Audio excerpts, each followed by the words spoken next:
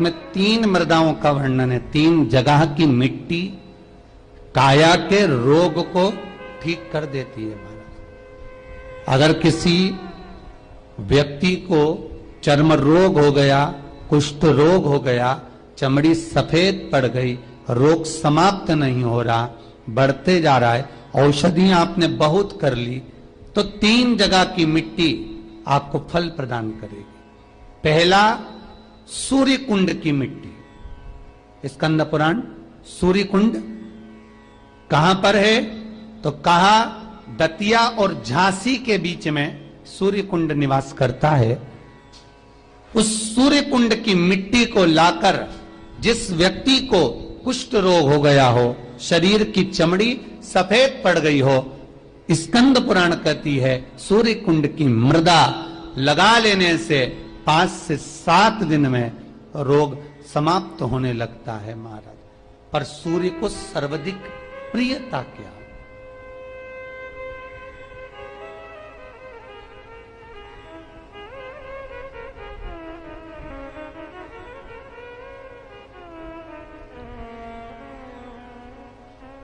सर्वाधिक प्रियता सूर्य को क्या? क्योंकि सूर्य तपता है, तो उस तपन को मिटाने के लिए सूर्य देवता के शरीर पर गाय का घृत मला जाता है। जैसे शनि को तेल लगाया जाता है, सूर्य को घृत मला जाता है। इसलिए सूर्य कुंड का एक नियम है कि सूर्य कुंड पर से अगर हम मिट्टी लेकर आते हैं, शरीर पर लगाने के बाद जब शरीर का चर्म रोग समाप्त हो जाए, सफेद चमड़ी अपने वापिस रंग में आ जाए, तब आप जितनी कामना कर आते हैं उतना घी उस सूर्य कुंड के पास में डालना पड़ता है। 1 किलो, 2 किलो, आधा किलो, 250 ग्राम, 25 ग्राम, 50 ग्राम, जो आपने कामना करी है उतना चढ़ाना पड़ता। पर वो घी गाय का होना चाहिए, और उस घी का प्रयोग कोई नहीं कर सकता। इसलिए आज भी स्कंद पुराण में तो केवल सूर्य कुंड का वर्णन है, घृत का वर्णन है, पर स्थान आज भी झांसी और दतिया के बीच में जो सूर्य कुंड विराजमान है, आज भी वहां पर कुंड के पास में एक घी का कुआं है जिसमें घी डाला जाता है, पर उस घी का प्रयोग कोई दुनिया का व्यक्ति नहीं कर सकता। जो करता है वो शरीर में फपोले पड़ जाते हैं और बाद में सड़कर मर जाता है।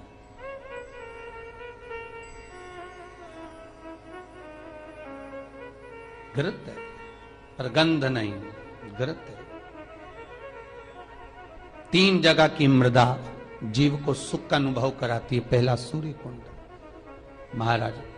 दूसरा वर्णन करा है, जिस स्थान पर गौ माता को बांधा गया हो और गाय अपने बछड़े को, बछिया को जन्म देती हो, उस स्थान पर उसकी मिट्टी, उसकी मृदा, उस जगह की रज, जब मकान का मुहूर्त होता है, दुकान खोली जाती है, दुकान बनाई जाती है, दुकान में कोई अग्नि का प्रवेश हो, उससे पहले जहां पर गाय ने अपने बछड़े को जन्म दिया हो, बच्चे को जन्म दिया हो, उस स्थान की मिट्टी उस भूमि पर लेपन कर दी जाए तो जिंदगी में कभी संपदा की कमी नहीं हो सकती महाराज। ये दूसरी मृदा स्कंद पुराण वर्णन करती है, धेनु मानस वर्णन करती। दूसरी गीता प्रेस गोरखपुर का गो अंक वर्णन करता है। जहां पर गौ माता बंदी हो, जहां पर गौ माता नित्य स्मरण करती हो और गाय के बच्चों का जन्म होता हो, और वो भी देसी गाय, देसी बच्चों को जन्म दे, विदेशी नहीं, जर्सी नहीं, हो देसी बछड़ा हो, देसी ही गाय।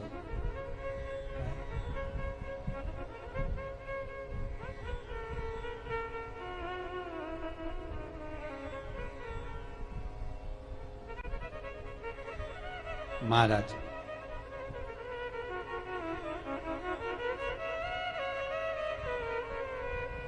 जहां पर गौ माता बंधती हो, गाय अपने बछड़े को जन्म देती हो, गाय अपने बछिया को जन्म देती हो, उस जगह की मिट्टी बड़ी प्रबल होती है। बड़ी प्रखर। यहां तक शिव महापुराण की कथा कहती है, स्कंद पुराण कहती है, धेनु मानस कहती है, गीता प्रेस गोरखपुर का गो अंक वर्णन करता है। महाराज गौ माता के खुर, गौ माता के चरण जहां पर नित्य प्रति पढ़ते हो, नित्य प्रति ओम नमः शिवाय। अगर आपको ऐसे ही उपाय और चाहिए तो हमारे चैनल को सब्सक्राइब कीजिए और बेल आइकन ऑल पे सेट कीजिए और वीडियो को लाइक जरूर कीजिए। चरण पड़ने पर गौ माता के खुर में से गोलोचनी निकलती है महाराज।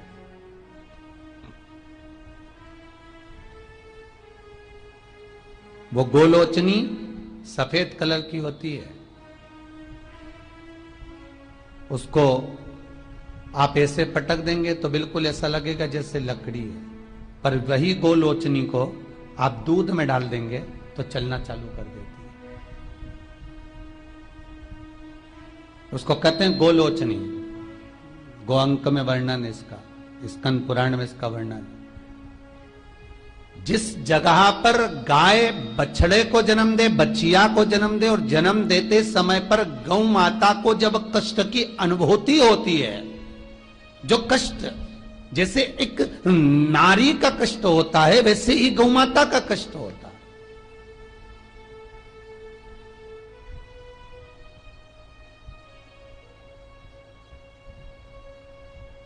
और वो कष्ट के समय पर खुर में से गौलोचनी गौ माता के कष्ट को हरने के लिए प्रकट होती है। उस गौलोचनी का जिह्वा से गौ माता चाटन करती है, चाटती है, और चाटने के बाद जो बछड़ा जन्म देती है उस बछड़े को अपनी जिह्वा से एक बार चाट लेती है।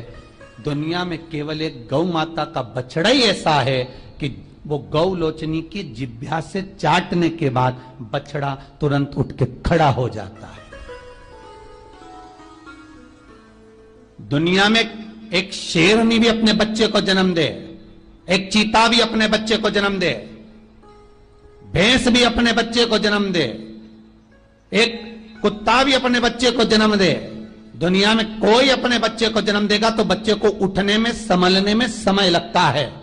पर दुनिया में केवल एक गौ माता ऐसी है कि गौ माता अपने बच्चे को जब जन्म देती है, जन्म देने के कुछ देर बाद जब वो गौ लोचनी की जिह्वा से चाट लेती है, बच्चा उठकर खड़ा हो जाता है। दुनिया में केवल एक गौ माता है। गौलोचनी ढूंढो, हम ये नहीं कहते कि तुम गौ माता के पांव में ढूंढना प्रारंभ कर दो, आप तो मत ढूंढो। गौलोचनी जहां गिरी है उस रज का भी बड़ा महत्व, अर्थात गाय ने जहां बछड़े को जन्म दिया उस भूमि पर गौलोचनी पड़ी है, और वो गौलोचनी हमारे जीवन का सुख का अनुभव करा देती है। वो गौलोचनी हमारे जीवन का आनंद का अनुभव करा देती है। इसलिए शास्त्र कहता है कि नई दुकान बन रही हो, नया मकान बन रहा हो, महाराज नई कोई प्रॉपर्टी आपने खरीदी है और उसमें कोई व्यापार चालू करना चाहते हो, तो पहले गाय जहां पर बछड़ा बच्चिया को जन्म दिया हो, भले पहले दिया हो, पर जमीन तो वही है, रस तो वही है, वहां की मिट्टी का लेपन करने से वो सुख, वो आनंद, वो संपदा बढ़ जाती है। तीसरी मिट्टी, तीसरी मृदा, गोपी भूमि। जिस भूमि पर गोपियां भगवान से मिलने के लिए गई थी और इंतजार करते करते कब द्वारका नाथ आएंगे, कब द्वारकाधीश हमें दिखेंगे, कब ठाकुर हमें दिखेगा, उस भूमि पर ठाकुर का इंतजार करती हैं। जब भगवान कृष्ण नहीं आए तब उन गोपियों ने शिव को बुलाया, इसलिए गोपी तालाब के पास में शंकर का मंदिर है, पर है गोपी भूमि। महाराज पहली सूर्य कुंड, दूसरी जहां गौ माता बनती हो वहां की मिट्टी, तीसरी है गोपी भूमि, जहां पर गोपियां भगवान को पुकार रही हैं, रो रही हैं, बिलक रही हैं भगवान से मात्र एक बार मिलने के लिए। एक बार भगवान से केवल मिलन हो जाए, एक बार उनका दर्शन हो जाए, एक बार उनसे मिल जाए। कृष्ण यदि सुन सकते हैं तो केवल शंकर की सुन सकते हैं। तो गोपियां शिव को बुला लेती हैं, बाबा आप पधारो। शास्त्र कहता है इस भूमि पर गोपियों ने बेलपत्र को तोड़कर भगवान शिव को समर्पित करा है। गोपी चंदन के नयन अश्रु से जो चंदन उत्पन्न हुआ था, जो मिट्टी हुई थी, उसका शिवलिंग का निर्माण कर कर उसकी पूजन करी है। उसी शिवलिंग में से शंकर प्रकट हुए। तीनों भूमि की मिट्टी का देखिए, सूर्यकुंड की मिट्टी काया का रोग ठीक कर रही है, गौ माता के बंधने की मिट्टी लक्ष्मी की वृद्धि कर रही है, और गोपी तालाब की मिट्टी आपको भक्ति प्रदान कर रही है। ये जितने गौड़िया मठी होते हैं, जितने इस्कॉनी होते हैं,